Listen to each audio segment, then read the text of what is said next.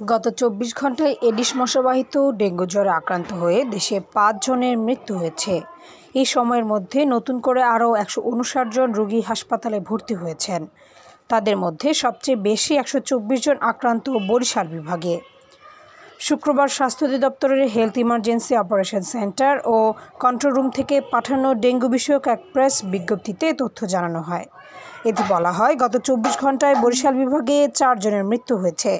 এছাড়াও ঢাকা দক্ষিণ সিটি কর্পোরেশনে ১ জনের মৃত্যু হয়েছে। চলতি বছরের এখন পর্যন্ত একদিনে ডেঙ্গুতে এটি সর্বোচ্চ। সব মিলিয়ে চলতি বছরে এ যাবৎ ডেঙ্গুতে ২৮ জনের মৃত্যু হয়েছে।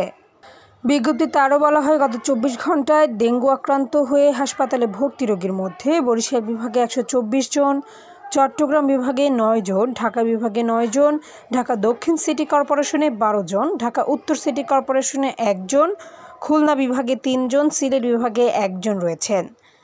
২৪ ঘন্টায় ১০৪ জন ডেঙ্গু রোগী হাসপাতাল থেকে ছাড়পত্র পেয়েছেন। চলতি বছর ছাড়পত্র পেয়েছেন ৫,০১১ জন। চলতি বছরের ১৩ জুন পর্যন্ত মোট ডেঙ্গু আক্রান্ত হয়েছে ৫,৫৭০ জন।